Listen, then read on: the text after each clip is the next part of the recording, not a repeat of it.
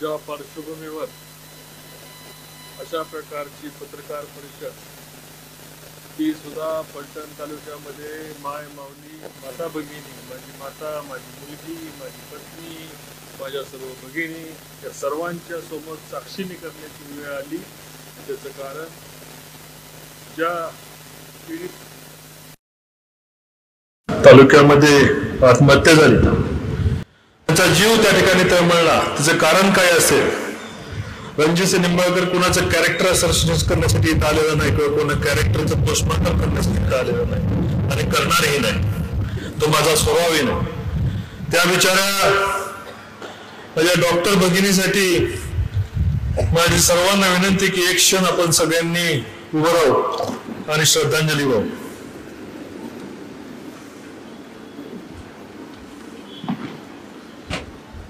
संपूर्ण महाराष्ट्राला दिसून द्या की फलटण तालुका कुठं चुकीचा तालुका नाही। माझी हजारोची जनता आज या ठिकाणी त्यांना श्रद्धांजली वाहते। माझ्या डॉक्टर भगिनीला सगळ्याला कळून द्या, त्यांच्या पालकांना कळून द्या, त्यांच्या बंधूला कळून द्या, बीड जिल्ह्याला कळून द्या की त्या डॉक्टर भगिनीच्या आत्महत्यामध्ये आम्हालाही आमचं दुःख आहे, आमची संवेदना त्यांच्या बरोबर आहे।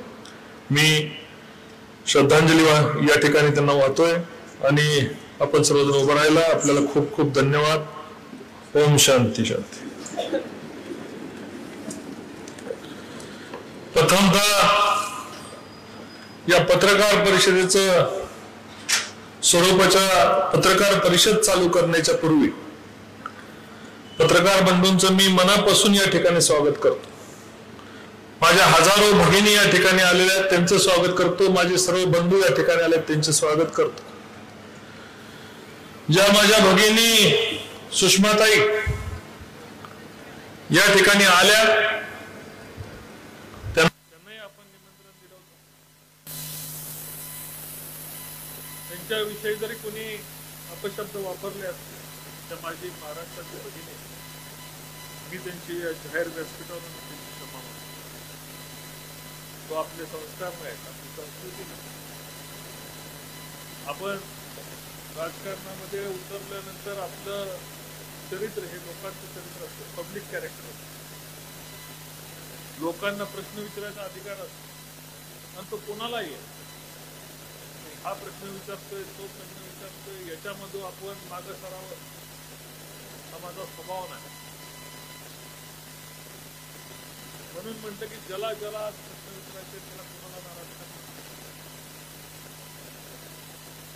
कुणीही चुकीच्या पद्धतीने माझ्यावर ज्यांनी आरोप केले त्यांना परवाही मी विनंती केली होती, आजही विनंती करतो। गेले 1 वर्ष झालं आपण एकच घोषणा दिलेली आहे, आपल्याला बदलाव आणायचा आहे, बदला घ्यायचा आहे।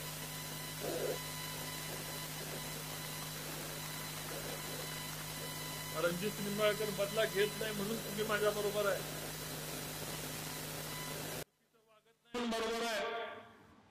तालुक्यामधली 60-70% जनता आज बरोबर येण्याचं कारण आपण आपल्यामध्ये बदलाव केलाय आणि म्हणून तालुक्याचा बदलाव होतोय। मुख्यमंत्र्यांना कुठल्या पोलिसांच्या रिपोर्टची आवश्यकता नव्हती, त्यांच्या अंतर्मनाला माहिती होतं हा चुकणार नाही। आयुष्यात जेव्हा जेव्हा मी काम करतो तेव्हा कधी अशा पद्धतीने चुकीची कामं घेऊन ना देवेंद्रजींकडे भेटतो। 6 वर्ष 7 वर्षाचा पंतप्रधानांना कधी भेटलो, जो भेटलो या मातीच्या कामासाठी भेटलो। रणजित नाईक निंबाळकरला स्वतःसाठी काय पाहिजे देवेंद्रजी मातीसाठी पाणी मागेल, नीरा देवघर मागेल, डोंबलपुरी मागेल, प्रशासकीय कार्यालय मागेल, महसूल भवन मागेल, रस्ते मागेल, माझा फलटणच्या साठी जिल्ह्याच्या सुविधा मागेल। आणि माझी मागण्याची क्षमता आणि त्यांची देण्याची क्षमता असल्यामुळे आमचं एक वेगळं नातं या ठिकाणी निर्माण झालेलं आहे। त्यांच्यावरही माझ्यामुळं लोकांनी त्यांनाही नावं ठेवली, त्यांची या ठिकाणी या घटनेमुळं त्यांनाही काही गोष्टीला सहन करावं लागला असं देवेंद्रजींनी या ठिकाणी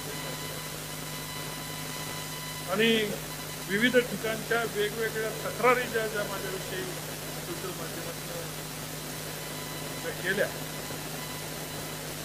त्यांच्याबद्दलची उत्तरं इलेक्ट्रॉनिक त्यावर देण्याकरता मी माझ्या सहकारी टीमला विनंती करतो.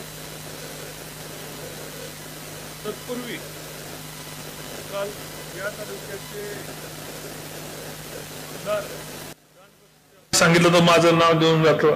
मी आज जाहीर सांगतो, मला तुमच्याबद्दल द्वेष नाही, पण तुम्ही चॅलेंज केलं. हे सांगतो या तालुक्याची बदनामी झाली ते तुमच्यामुळे झाली आहे. तुम्ही कोणाला धमक्या देता नाव घ्या म्हणून? कोणाला धमक्या देता तुम्ही नाव घ्या म्हणून? अरे शेर को धमका सकते, डरा नहीं सकते.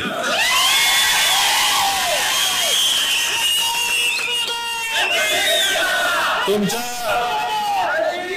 कर्तुतीचा पाढा वाचायचा असेल त्याला ही सभा पूर्ण नाही, त्याला पुन्हा यशवंतराव चव्हाण हायस्कूलला जावं लागेल. बरोबर आहे ना? मी माझ्या सहकार्यांना विनंती करतो, तत्पूर्वी हा कॉर्डलेस माईक कसा लावायचा कोणीतरी येऊन मला इथं लावा, म्हणजे मलाही त्याच्याबरोबर फिरता येईल.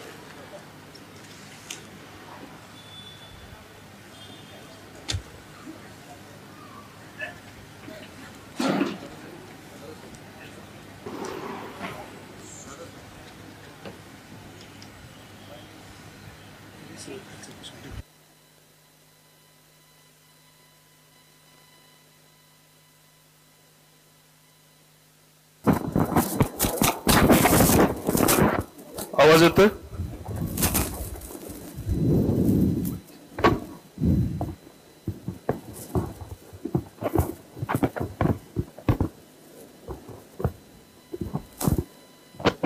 चलो श्री गणेशा.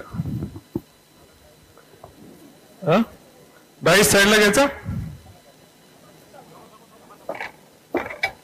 ओके, खालीच घ्यायचा का? खाली घ्या.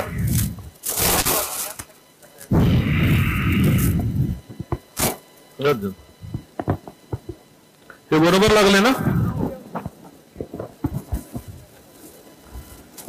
काय तंत्रज्ञान आपल्या सगळ्याला शिकलं पाहिजे.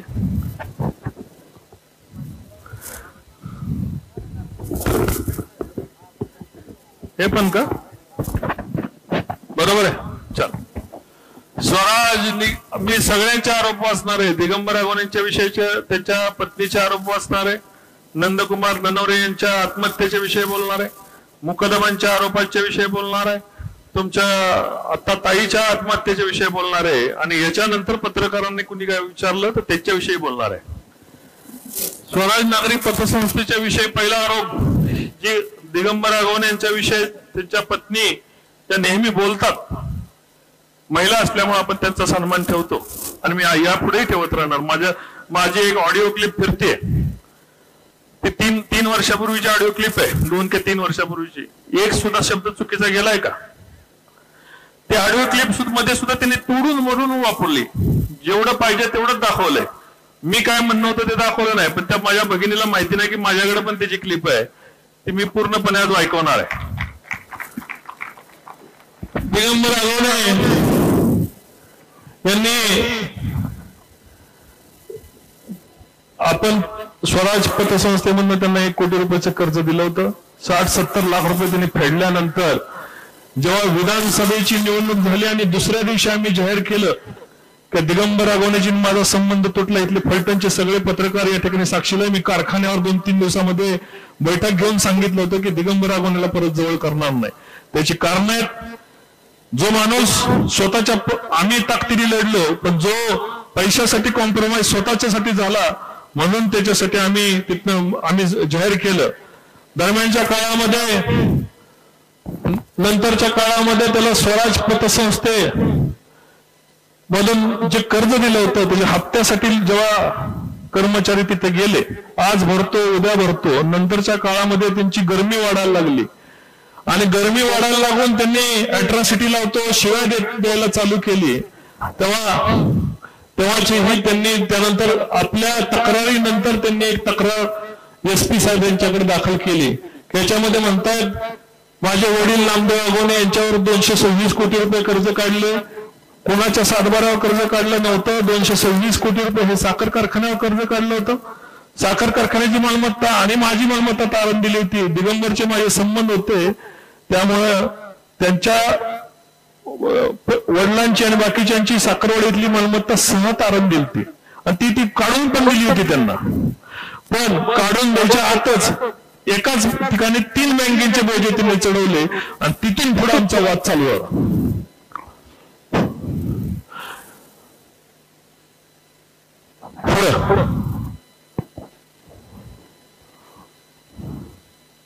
रणजित नाईक निंबाळकर यांनी 2013 मध्ये रणजित नाईक निंबाळकर चेअरमन त्यांची पत्नी जिजामाला नाईक निंबाळकर यांना निवडणूक लढवायची असल्यामुळे सन 2013 मध्ये कर्ज काढले आणि आर्थिक वर्षामध्ये त्यांनी पतसंस्थे सुरवडीमध्ये त्या जमिनीचा वाद चालू असल्यामुळे माझ्यावर बोजा दिसण्यासाठी बोजा चढवला. रणजित निंबाळकर यांनी ती गहाण ठेवून 1 कोटी रुपयाचे कर्ज घेतले. त्या प्रकरणात माझ्या सह्या घेतल्या आणि कारखान्याने 59 लाख रुपये परस्पर भरले. सदर कर्ज प्रकरणात माझ्या सह्या असल्यामुळे रणजित नाईक निंबाळकर पतसंस्थेने 138 ऍक्ट प्रमाणे दावा दाखल केलेला आहे. तक्रार दावा दाखल केल्यानंतर पण ह्यात आंदोलन काय म्हणतात की 2013 मध्ये पंचायत समितीची निवडणूक लढवायची असल्यामुळे ते कर्ज काढून मी त्यांना दिले. मी माहिती त्यावेळेस घेतली की मला कर्ज दुसऱ्याचं कर्ज काढून निवडणूक कधी लढवायला लागते, कारण आज सुद्धा महाराष्ट्रामधला सर्वाधिक जास्त टॅक्स भरणारा खासदार म्हणून मी होतो. तरी सुद्धा मी पंचायत समितीतनं दाखला घेतला. काय दाखला घेतला? दिगंबरची तक्रार आहे की मी कर्ज काढलं आणि त्यांनाच दिलं पंचायत समितीच्या इलेक्शनला. पंचायत समितीने दाखला दिला की 14/3/2012 साली निवडणूक झाली, त्या जे पंचायत समितीच्या सदस्य झाल्या होत्या. मग 2013 साली कुठनं निवडणूक काढली दिगंबरनी हे कोणाला कळलं नाही. तर फ्रॉड. त्याच्यानंतर हे त्याच्या पत्नीचे म्हणते ना आम्ही कर्ज काढलं नाही, आमचं हे झालं. हे दिगंबरच्या सह्याचे सगळे नमुने त्याला थकबाकी भरण्याविषयीचं दिलेलं नोटीस, दिलेलं नोटीस, त्याचे जामीनदार. त्यानंतर दिगंबर आगवणेंनी आम्हाला पतसंस्थेला परत उत्तर दिलं की दिगंबर आगवणे जे डार्क केलेले तेच इथे घेतलंय. दिगंबर रोहिदास आगवणे उत्तराने कळवित आपल्या मार्फत 15 जून 2021 मध्ये कर्ज वसुलीचे नोटीस मिळाले. नोटीसीमध्ये मला 1 कोटी रुपये रक्कम घेतल्याचे नमूद केले. कर्ज रक्कम 58 लाख रुपये व त्यावर व्याज 46 लाख ही मागणी केली. मी वास्तविक सेवा पतसंस्थेवरती नमूद केलेले कर्ज घेतले नव्हते. सादरची रक्कम माझ्या कोणत्याही खात्यावर जमा झाली नव्हती. आपल्या नागरी पतसंस्था मार्फत जमा झालेली नाही, त्यामुळे मी नागरी पतसंस्थे कर्ज स्वीकारण्याचा संभवत प्रश्नच येत नाही. पुढचा याच्यावर घ्या. 1 कोटी रुपये कर्ज कधीही प्राप्त झाले नाही. माझ्या विरुद्ध कारवाई करण्याचा अधिकार नाही. कोऱ्या सह्याच्या ताब्यात असल्यामुळे धनादेशाचा दुरुपयोग करू नये, फौजदारी दावा दाखल करू नये असं दिगंबर आगवणेने म्हणताय. मी सह्याच केलं नाही, मी कर्जच घेतलं नाही हे ते. त्यानंतर आम्ही एसपी ऑफिसला, हे सरकार लक्षात घ्या पत्रकार बंधूंनो, हे सरकार महाविकास आघाडीचं होतं. रणजित निंबाळकरच्या विरुद्ध अनेक अर्ज झाले, 20-25 अर्ज झाले. त्यातला हा पहिला का दुसरा अर्ज असेल. तर त्याच्या वेळेस त्यांचं मॉर्गेज डीड आम्ही त्या ठिकाणी दिलं. हे दिगंबर आगवणेंचं मॉर्गेज डीड आहे. पुढे चला. हे पैसे कुठं दिले दिगंबर आगवणेंना? सातारा जिल्हा मध्यवर्ती बँकेमध्ये चेकने दिले आणि दिगंबर आगवणेंनी ते पैसे अशा पद्धतीने चेकने काढून दिले. हे मी म्हणत नाही. रामराजे नाईक निंबाळकर ज्या बँकेचे डायरेक्टर आहेत, त्या डायरेक्टर असणाऱ्या बँकेमध्ये हे चेक दिला होता. तिथून त्यांनी टप्प्याटप्प्याने पैसे काढून दिले होते. मी पैसेच घेतले नाही. आता त्यांच्या खात्यातनं त्यांनी 5 चेकद्वारे पैसे काढून नेले. आम्ही नेऊ शकतो का? पुढं त्या पावत्या बँकेचं स्टेटमेंट आहे, सातारा जिल्हा मध्यवर्ती बँकेचं.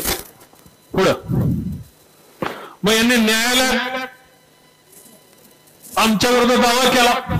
रणजित निंबाळकर संपूर्ण संचालक मंडळ की हे खासदार आहेत, हे ते अमकय तमकय, आणि मग माझ्यावरनं खोटं प्रकरण करतात, न घेता पैसे लादले म्हणून न्यायालयाने चौकशीच्या अंती 156(3) खाली तक्रार दाखल घेऊन तपास करावा असे आदेश दिले.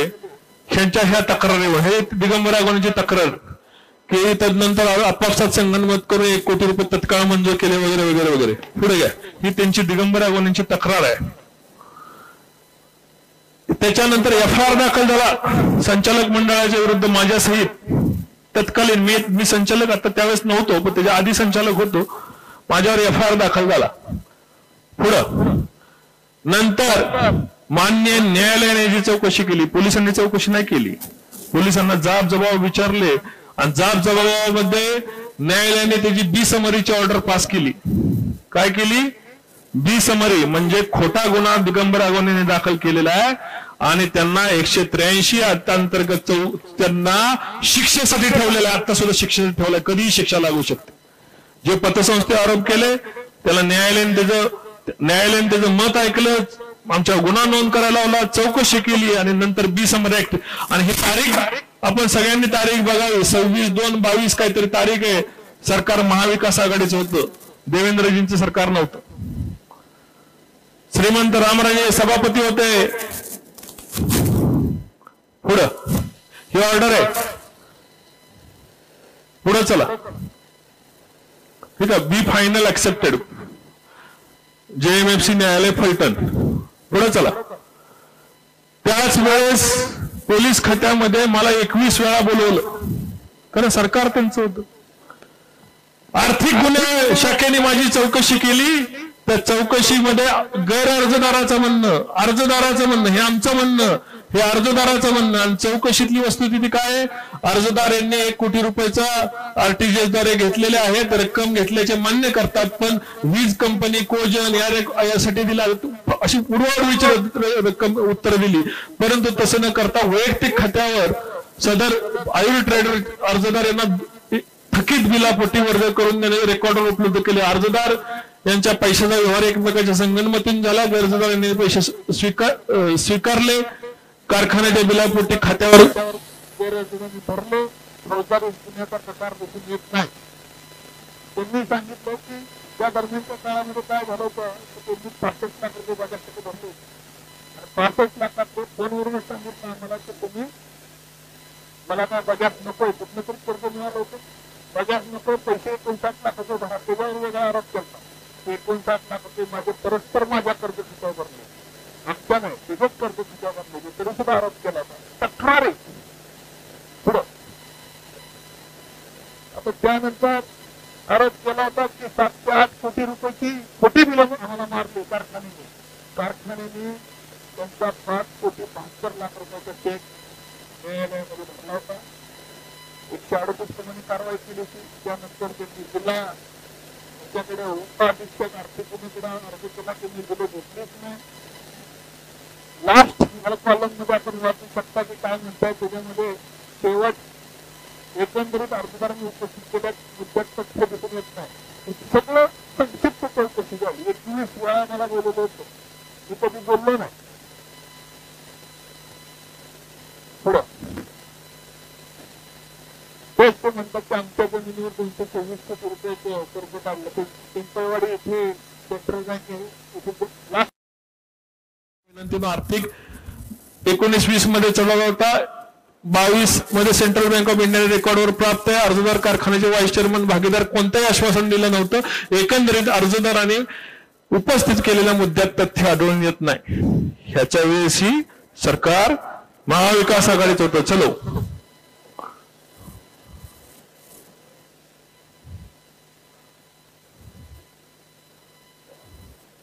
आता जे कर्ज आम्ही त्यांना दिलतं ना, ते त्यांच्या विधानसभेला आज फॉर्म भरला होता ना, त्या फॉर्म मध्ये पण उपलब्ध होतं की मी कर्ज दिले किंवा त्यांच्या खात्यावर मला 2.5 कोटी रुपये आले. सगळे व्यवहार त्यांच्या विधानसभेच्या फॉर्म मध्ये होते, माझ्याही लोकसभेच्या फॉर्म मध्ये होते.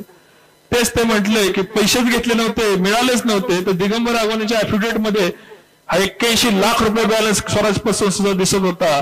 हे तपासणी अधिकाऱ्यांनी त्या ठिकाणी म्हटलेलं आहे. पुढं आता दिगंबर अगवणेंनी माझ्यावर आरोप काय केला, हे सगळं टिकना. मग सर्वात मोठा आरोप याच्यापेक्षा झाला. काय आरोप केला की 2000 रणजित इंदुराव नाईक निंबाळकर 2019 साली माढा मतदारसंघातून निवडून आलेले आहेत. सगळ्यांनी वाचा. कुटुंबियासोबत महालक्ष्मी दर्शनासोबत जायचे ठरवले होते. त्यांची गाडी नादुरुस्त झाली, माझी गाडी नादुरुस्त झाली असल्याने माझी फॉर्च्युनर टोयोटो गाडी भाड्याने नेली. 5 ऑक्टोबर 2019 रोजी महालक्ष्मीसाठी जायचे होते. व्यक्तिगत गाडी नादुरुस्त झाल्यामुळे माझी टोयोटो गाडी 4 ऑक्टोबर रोजी मागितली. अडचणी असते, विनंती असते. मी माझी गाडी 4,970 रुपये भाडे तत्वावर दिली. दिगंबर अगोनेला, ज्याला विधानसभेला आम्ही सहकार्य केलं, तिने त्याची गाडी आम्हाला भाड्याने दिली. माझ्याकडे एवढ्या गाड्या आहेत, त्याची गाडी भाड्याने घेऊन गेलो मी. रणजित निंबाळकर ही राजकीय व्यक्ती असून भरपूर मनुष्यबळ आहे, राजकीय पाठबळ असल्यामुळे माझी वेळोवेळी फसवणूक करत आहे. तसे मी त्यांना तसे सांगेल तर मला जिवंत सोडणार नाही अशी धमकी दिली. त्यांच्यापासून माझ्या कुटुंबाला धोका आहे. माढा लोकसभेचे खासदार रणजित निंबाळकर यांचे त्वरित गुन्हा दाखल करून न्याय मिळावा. कोण म्हणते? दिगंबर अगवणे. कितीची तक्रार आहे? पत्रकार बंधूंनी वाचलं का? 4,000. आता ही तक्रार तरी मी मान्य करतो, पलीकडची तक्रार तर त्याच्यापेक्षा गंभीर आहे. माढा लोकसभेचे खासदार रणजितसिंह नाईक निंबाळकर यांनी पेट्रोल चोरी केली. मला सुषमाताई, महबूब भाई, महाराष्ट्राचे प्रदेशाध्यक्ष, नेते मंडळींना त्यांना म्हणायचंय, जे आमदार साहेबांनी मी सांगितलं की मी रणजितसिंह नाईक निंबाळकर नार्को टेस्ट करायला तयार आहे, आणि त्याच्याबरोबर माझ्यावर आरोप करणाऱ्यांनी प्रत्येकाने नार्को टेस्ट आज जाहीर माझ्या सगळ्या सोशल मीडियाने करायचं. हा आरोप आहे का? 500 रुपये किमतीचे प्लास्टिक पॅन मधून चोरी करताना जयश्री अगवणे यांनी पाहिले व जातीवाचक शिवीगाळ केली. कुणाला? जयश्री अगवणेंना. मीच म्हणून सहन केलो.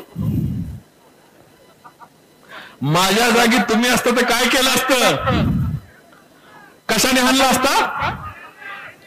बुटाने हाणला असता. रणजित निंबाळकर ही राजकीय व्यक्ती असून पाठबळ घडलेला एक जीवन, तुला 30 खालचं वाक्याकडे जिवंत सोडणार नाही माडाला, तुम्ही त्वरित त्यांना जातीवाचक शिवीगाळ करणे म्हणजे अट्रॉसिटी दाखल करण्यासाठीचा हा पोलीस स्टेशन रोजीचा अर्ज आहे. अगवणेच्या कुटुंबावर किती अत्याचार केले, किती अन्याय केले, हे अन्याय कोण कुणावर करत होतं हे तुमच्या लक्षात येईल. आता ह्याच्यापेक्षाही मोठं कांड आहे.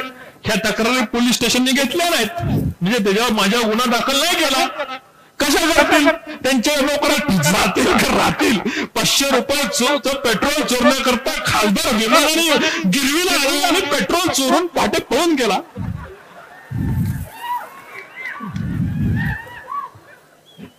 हे झालं नाही म्हटल्यानंतर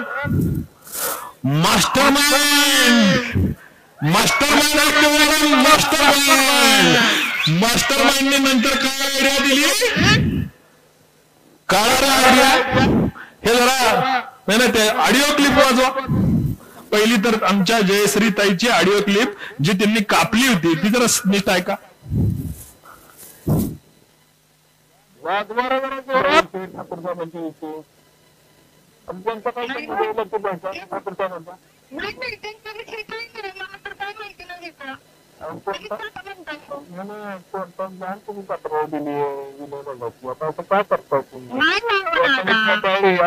तुम्ही एवढं अडाणी बनू नका.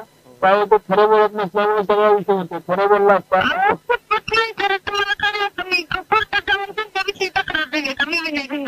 हो मग तुमची तक्रार आहे. तुम्ही माहिती घ्या, तुम्हाला ठोंबरे वकील आहेत तिथे कोणाला विचारा की त्यांनी ठोंबरे वकील मला कोणाकडे नाव टाकलं, प्रतिभाचं नाव आहे, ठाकूरसाहेबांचं नाव आहे.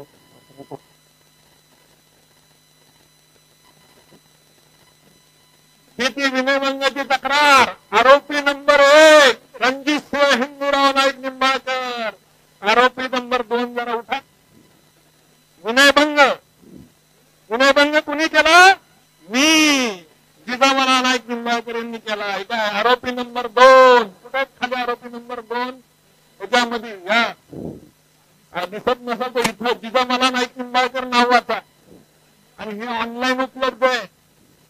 हे जे आहे ना हे ऑनलाईन उपलब्ध आहे. मी जिजामाला नाईक निंबाळकर यांनी अगवणी ताईंचा विनयभंग केला.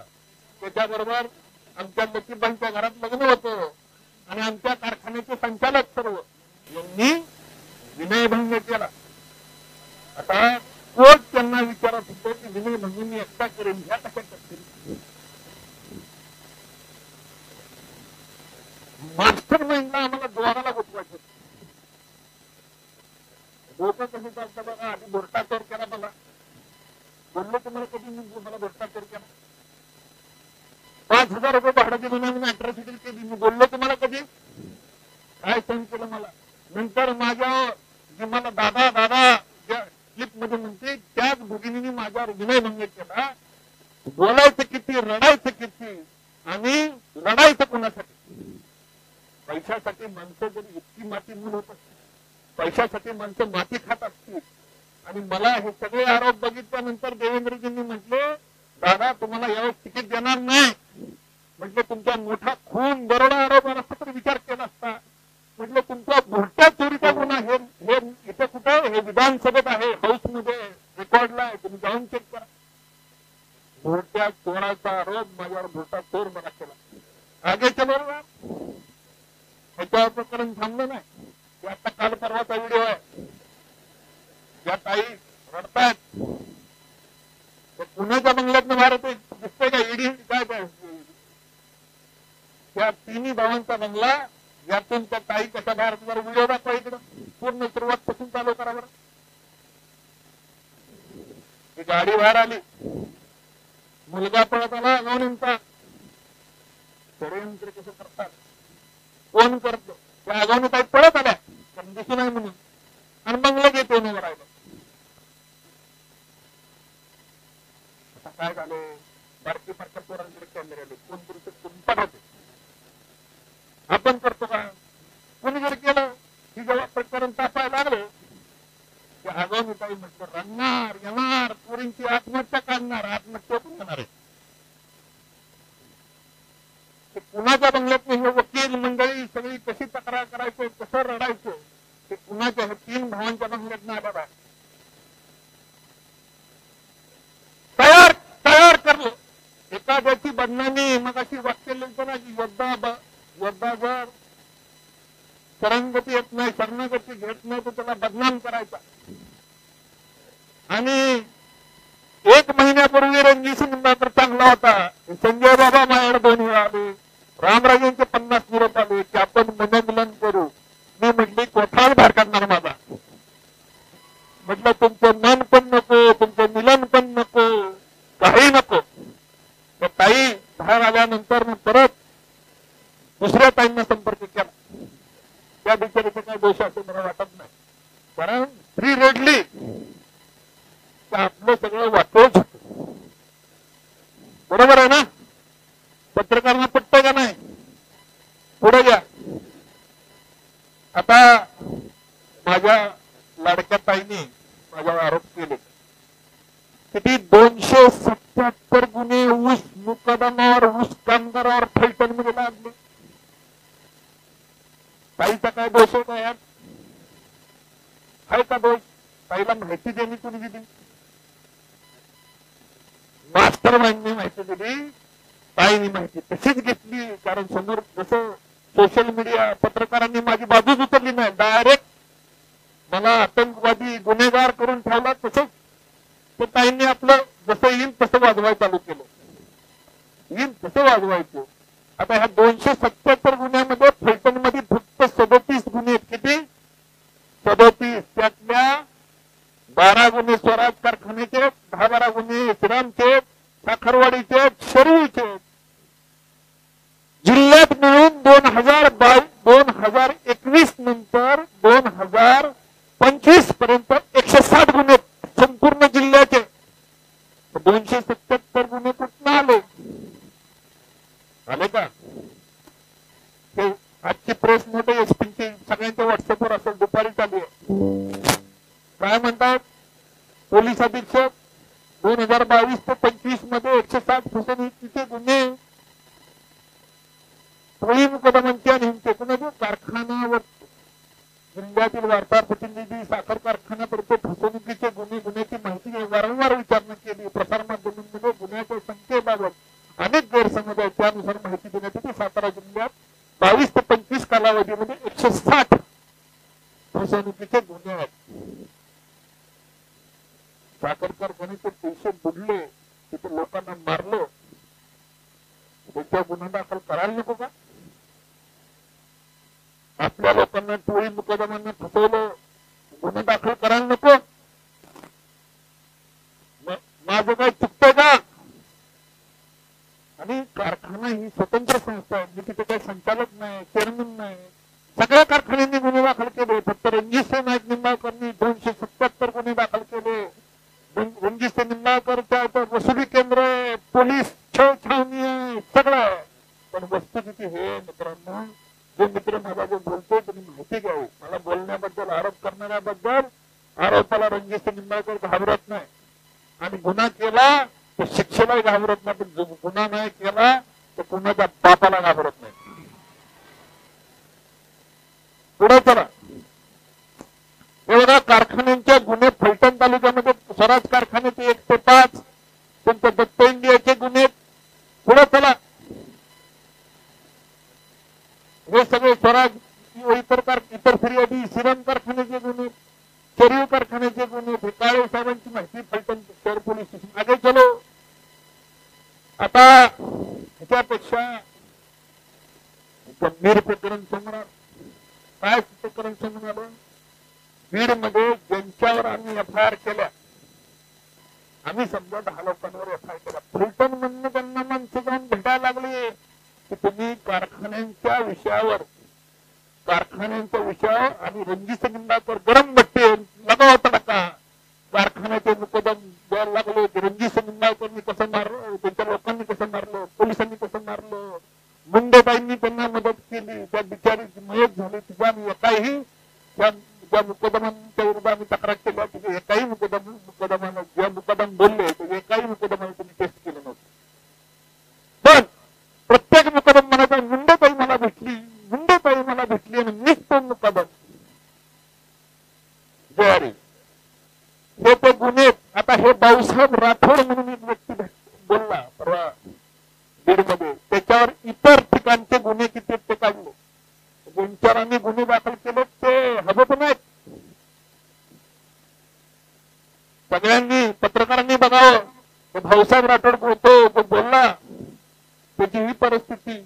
मधुकर राठोड म्हणून त्याचा भाऊ बोलला, विमानतळात नेलं, पोलीस स्टेशन पासून उचलून विमानतळात नेलं आणि झाडाला उलट टांगून मारलं. 2-3 दिवस झालं पत्रकार परिषद घेतला, मला उशीर झाला म्हणून विमानतळात झाड शोधत होतो. मी कुठे झाड विमानतळात झाड नाही. आणि या बिन झाडाचा मुकदम उलटा टांगला आणि तो म्हणतो की मला मारलं. अरे वार पट्या. त्या भाऊसाहेब त्यावर किती उभे. शिवाजी गडकरी नावाचा एक वयस्कर मुकदम. मी होतो, मला अस्वस्थ वाटायला लागलं. मुंडेबाईंनी मला आधार दिला, पोलिसांनी मला घेऊन गेले. त्याच्यावर इतर कारखान्यांचे गुन्हे किती तेही बघा. सर्टिफिकेट आहेत, कोणी बोलत नाही, कुणी सह्या केले, रिमांड रिपोर्ट मधले सर्टिफिकेट मुंडेंच्या सह्या नाहीत. बीड उपकरांना मला तुम्हाला सांगायचं, मुंडेबाईंनी ह्या 6 मुकदमांचा आमचा काय संबंध नाही, तुझ्या सह्या केलेल्या नाहीत. मुंडेबाईचा काही विषय नाही. तुम्हाला भडकवलं जातं, तुम्हाला चिडवलं जातं. आता हे मुकदम का चिडल्यात? कारण ह्यांचे आरोप सिद्ध झाले. त्यांना लाईफ लागणार आहे. लाईफ 15 वर्ष शिक्षा लागणार आहे. किती? 15 वर्ष. साहजिक येतो ना, 15 वर्ष शिक्षा लागणार असेल तर आता रेटून खोटं बोलतात. कसं खोटं बोलतात एकदा बघूया आपण. चलो आगे. आता हा व्यक्ती बघा, चालू करा. विमानतळावर नेऊन मला मारलं. आज मी माझा म्हणता हा काम करीत नाही. कारण का आता कशाने मारलं ते मला झाडाला बांधून वरून खाली मानेवर सोडित होते. आणि परत माता बुट्ट्या काट्या आणि ते मोटरसायकलचे हे होते, चॉकअप होते. अशा पद्धतीने मला मारहाण केली. विमानतळावर झाड शोधून आणि विमानतळाच्या भिंतीला लागून दिवाणी मिळाले. दिवाणी न्यायाची भिंत संस्थेचे पोलीस स्टेशन. त्या पट्ट्याला दिवसा नेला, लटकावला विमानतळामध्ये, झाडामध्ये दिवसा मारला. आणि मध्ये ती परिणाम झाल्यानंतर निसर्ग राहिला होता, निसर्गावर नेऊन ठेवला. म्हटलं अरे मारला तर तुला निघून बाहेर नेऊन ठेवत्या, एक्झिक्युटिव्ह हॉटेलमध्ये कसं कोण नेऊन ठेवल? निसर्गापासून दिवाणीनं शेजारी हे माणसं काय म्हणतात बाबा. मला पोलीस स्टेशनला घेऊन गेले. पोलीस स्टेशनला गेल्यानंतर पुन्हा दवाखान्यात गेले. आपल्या मुंडे तवाचा हे काल आपल्या बीडला जी घटना घडली त्या ताईने तपासलं मला. ते मला गोळ्या त्या पेसाने गोळा करून दिली. बीडच्या जिल्ह्याला गोळा करून दिल्यावर बीपी तपासून आम्हाला त्यांचं ते लेटर दिलं. ह्याला पोलीस स्टेशनला नेऊन आम्हाला 3 दिवसाचा पिसार दिला. तुमच्या वेळेला असं घडलं होतं का की तुमचा जो बीपी आहे किंवा चांगला वेगळा रिपोर्ट द्या असं काही बोललं होते तुम्हाला? नाही, माझा बीपी चांगलाच होता. म्हणजे याचा काही प्रश्न नाही. तुमच्या समोर कधी घडलं होतं असं की वेगळा रिपोर्ट घेण्याचा संदर्भात? नाही, माझ्या समोर नाही, पण मॅडमची माझी ओळख झालेली आहे. त्यांच्याशी संवाद झाल्यावर नंतर कधी बोलणं झालं तुमचं त्या डॉक्टरचं की असं काही तिथं नाही झालं पाहिजे बोलणं? माझं 2 वेळेस झालं, पण नंतर माझं नाही बोलणं झालं. त्यांनाही म्हणजे काय घेतलं एक तर मुकादम मागून दाखवायचं आहे की 2021 मुंबई 23 मध्ये आलं तर 2021 लाच भेटलं. मास्टर माइंड जोरात आहे. पुढे घ्या. तो माणूस इतका हरामखोर आहे रणजित दादा. हा हरामखोर. याच्या अगोदर मी फलटण शुगरला म्हणजे हनुमंतराव पवार होते चेअरमन. त्या टायमाला त्यांचा दुसरा गावात कारखाना आहे. तिथं मी 10 वर्ष काढलेले होतो. त्या हनुमंतराव पवाराचा सुद्धा ह्या माणसाने काटा काढलेला आहे. आपण लय किरकोळ आहे. माझ्या समोरची गोष्ट हनुमंतराव पवार त्या बागातला होता. ऍक्सिडेंट मध्ये त्याचा काटा काढला. मी त्यावेळेस सायकली फिरत होतो. 17 वर्षात होतो. 12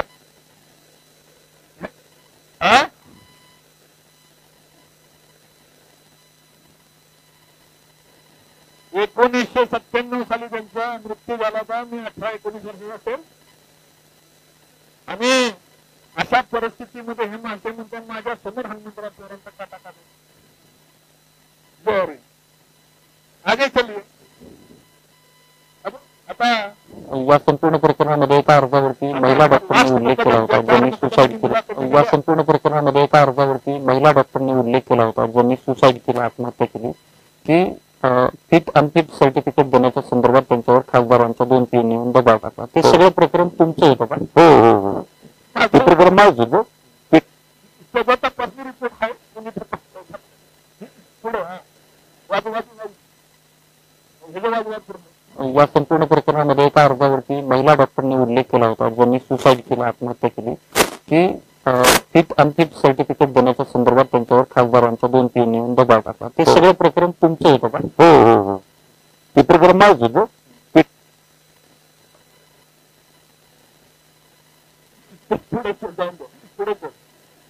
आता मी मॅडमना सोशल मीडियावर न्यूज चॅनल यांना विनंती करतो की आमचं मनावर प्रकरण आहे हे महाप्रविष्ट आहे आणि पोलिसांना व न्यायालयाला याची माहिती दिलेली आहे.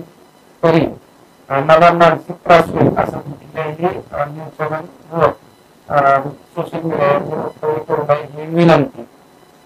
त्यांचं म्हणणं हे दिलं होतं की हा रणजित नाईक खासदार त्यांच्या भावाच्या आत्महत्येच्या कुटुंबाने दिलं होतं. त्या बिचारांनी विनंती केली आहे की त्याच्याबद्दल जास्त बोलू नका. काय परिस्थिती त्या माणसा गरीब माणूस त्या माणसाला रोज जाऊन दिवस जातो. किती पैसे घेतले? अरे बाबा माझा ज्या माणसाशी काही संबंध नाही त्याच्या कुटुंबाने दुसऱ्या दिवशी जबाब दिलेले आहेत. त्याच्या तोंडात शब्द नसला मास्टर नाही. त्यामुळं सोशल मीडियाला माझी विनंती आहे की ह्या माणसांच्या ह्या कुटुंबाच्या बाबतीत कृपया करून त्यांच्या ऑडिओ क्लिप त्यांचा त्रास होतो त्यांच्या कुटुंबाला फिरवू नका. आता हे महबूब आहे शेजारी कोण आहे? येऊन गेले जातात. ते सगळं तयार कसं झालं? दिगंबर आगोनेंचा रामराजेंचा माझा कधी संबंध नाही. शेजारी ताई आमच्या धैर्यशील मोठे पटलाने जाऊन बसल्या होत्या. प्रोटीन कुठनं बोलायला प्रोटीन तर पाहिजे ना. आयडिया ते उत्तम राव आहेत. दुर्दैव मला लाज वाटते. माझा खून जरी केला असता ना तरी चालला असतो. मास्टर मी त्या 2 पोरींचं ट्रेनिंग घेतलं. काय केलं? ट्रेनिंग घेतलं.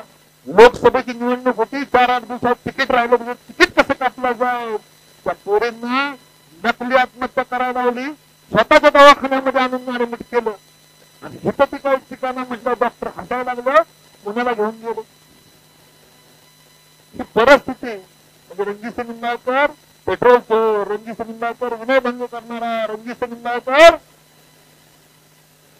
गाडी भाडं न देणारा, अट्रॉसिटी शिवेगाळ करणारा, राहिलं होतं एवढंच की फक्त या कुटुंबाने माझ्यावर आत्महत्येचं प्रकरण दाखल करायचं होतं, तेही मास्टर माइंडनी दाखल करून टाकलं. पण मास्टर माइंडने इथं गुन्हा दाखल करायला पाहिजे होता, तपासणी करून घ्यायला पाहिजे होती, मेडिकल रिपोर्ट खोटं बनवायची गरज नव्हती. एखाद्या वेळेस एवढं करण्यापेक्षा मास्टर माइंडनी माझी सुपारी देऊन गोळी घातली असती तरी चाललं असतं ना.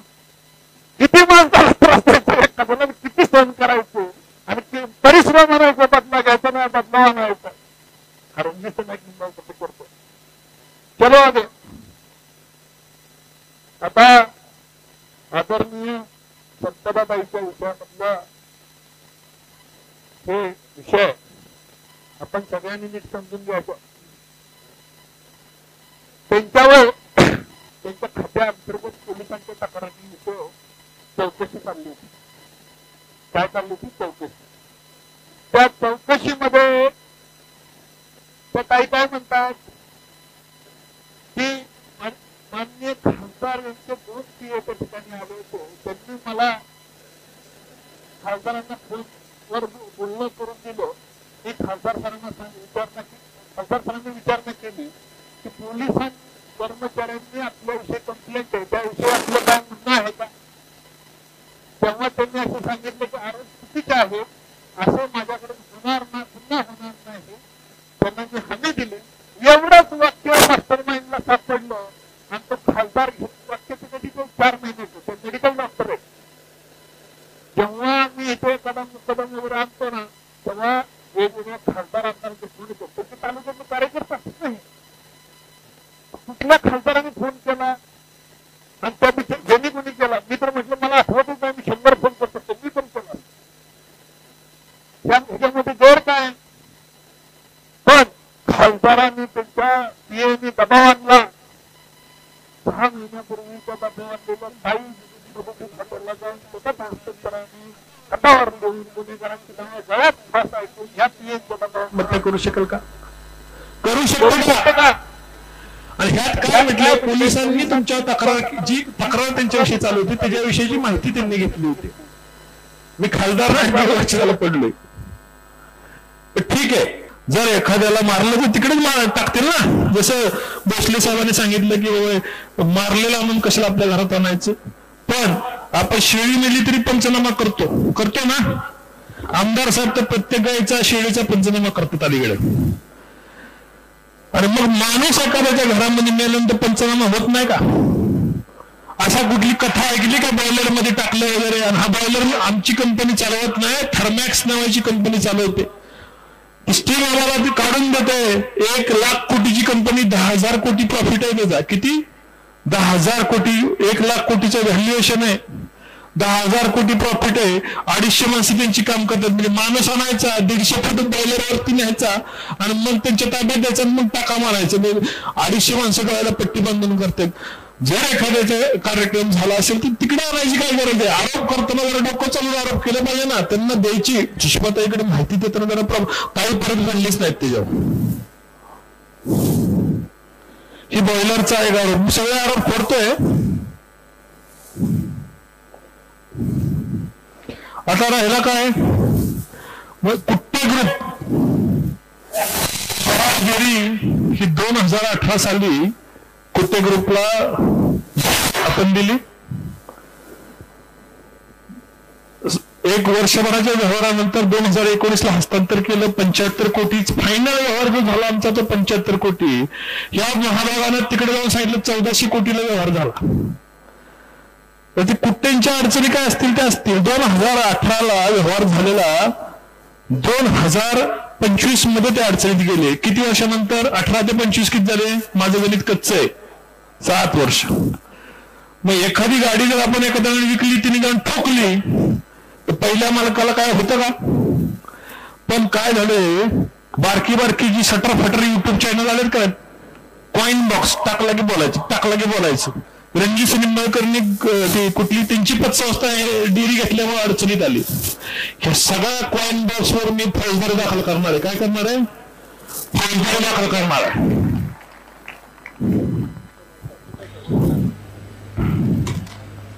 हा काढतो.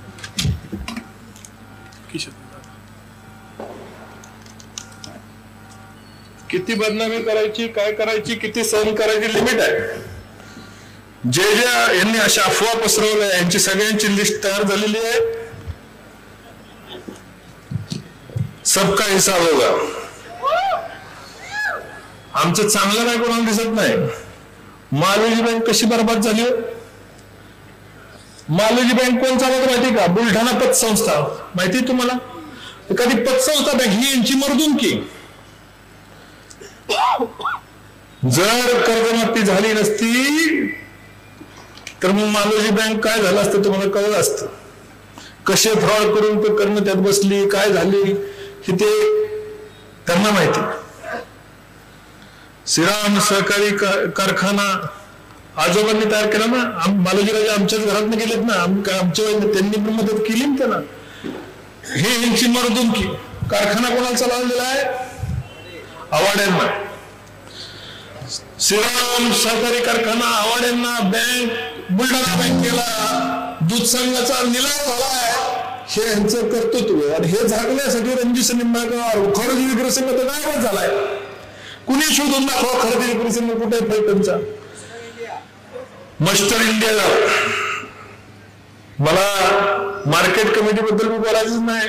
अजून लोक बिचारी गोरगरीब दिवाळीपासून बसलेत ना. 22 दिवस झाले निकम वकील. त्यांचे वेदना, त्यांच्या डोळ्यातलं पाणी हे श्रीमंतांना दिसत नाही. श्रीमंतांना काय दिसतंय? पुतळा बांधणार म्हणतात. बांधा पुतळा तुम्ही, मी नाही म्हणत नाही, आम्ही मदत करू.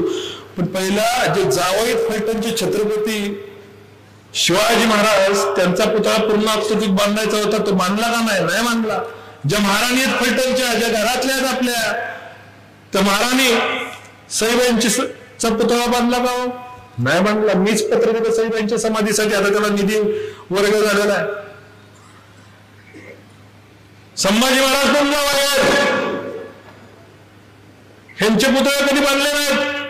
आम्ही जेव्हा पुतळ्यांना निधी आणला, शिवाजी महाराजांच्या पुतळ्याला निधी आणला, पुण्यश्लोक अहिल्यादेवींच्या पुतळ्याला निधी आणला, अण्णाभाऊ साठ्यांच्या निधी आणला, महात्मा फुले पुतळ्याचं सुशोभीकरण आम्ही हातात घेतलं, आंबेडकर भारतरत्न आंबेडकरांच्या पुतळ्याचं सुशोभीकरण आम्ही हातात घेतलं.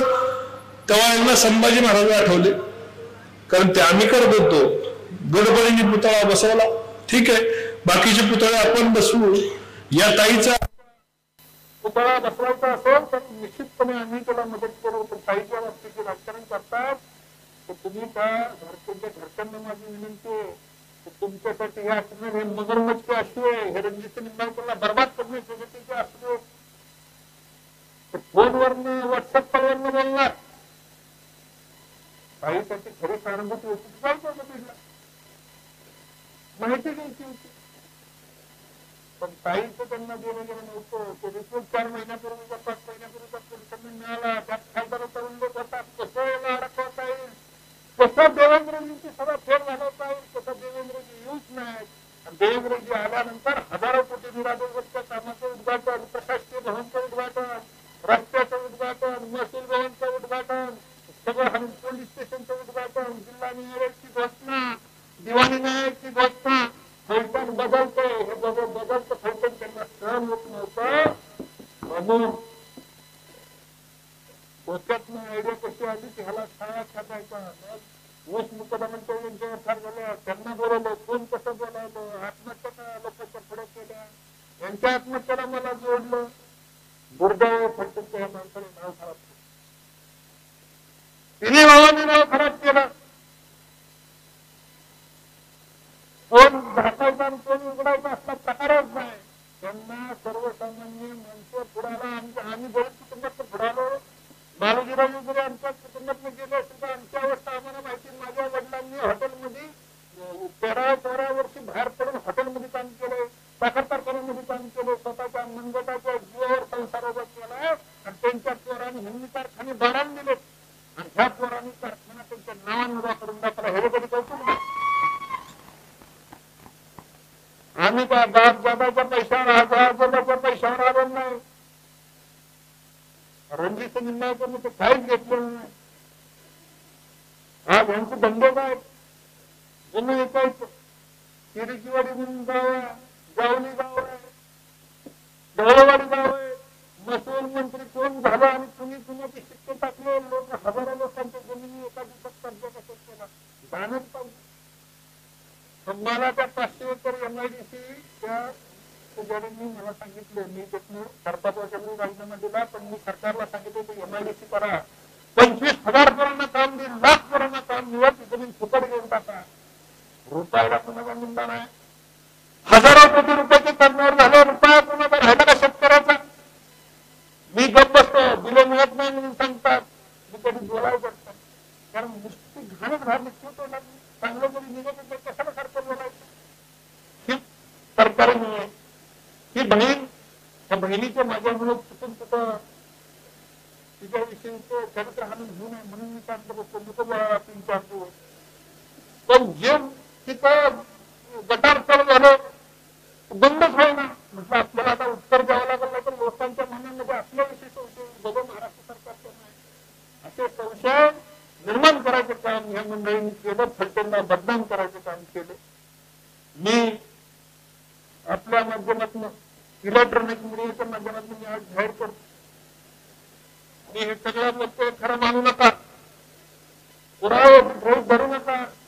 जे काय तुमचा नार्को टेस्ट असतो आणि लाय डिटेक्टर असतं, त्याला एकही माझ्यावरचा आरोप सिद्ध करता मी पुढे जायला तयार आहे. पण ह्या मंडळींनी तुमान केलेले, ताईला पण बोलवा, त्या महबूबला पण बोलवा आणि ह्यांना पण बोलवा, 4 टेबल लाईनीने लावा. रणजित निंबाळकरची नार्को, लाय डिटेक्टर सगळे टेस्ट करा. जर त्यामध्ये एक जरी चुकीचं लागलं तर रणजित निंबाळकर जेलला जायला भेटणार नाही, स्वतः आनंदाने तुरुंगात बसेल. पण माझं यांना आव्हान आहे, तुम्ही नाव न घेता आरोप करता, मी नाव घेऊन आरोप करतो. जे इतर लोकांनी आरोप अपुऱ्या माहिती पाहिजे असेल किंवा अन्य असेल, मी अपुऱ्या माहितीच्या आधारे आरोप केले, त्यांना माहिती कुणी पुरवली हे पण त्यांनी सांगावं. नार्को टेस्टची तारीख सगळ्या सोशल मीडिया मोठ्या नेटवर्क कंपनीने घ्यावी, त्याचे पैसे मी भरू. म्हणाल तर डॉक्टर तिथं म्हणाल तर दवाखान्यात मला न्या, म्हणाल तिथं लाईट डिटेक्टर घ्या. रणजित निंबाळकर टेस्ट पासून आरोपांपासून मागे सांगणार नाही. माझा जाहीर आव्हान आहे, तारीख सोशल मीडिया नेटवर्क मोठ्या कंपनीने, मोठ्या न्यूज चॅनलवाल्यांनी करायची आणि ह्यात आरोप झाले. या संपदापासून मनावर कुटुंबापर्यंत सगळ्यांचा माझा काही संबंध होता का लाईट डिटेक्टर करायचं?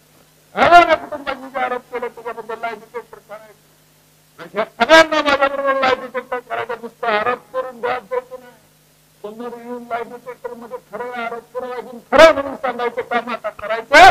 पैसे रणजित निंबाळकर भरायला तयार आहे. माझ्या मुख्यमंत्र्यांनी मला क्लीन चिट दिली, ही क्लीन चिट माझ्या चरित्र बघून दिलेली आहे आणि त्यांच्या क्लीन चिटला सुद्धा अडचण नको.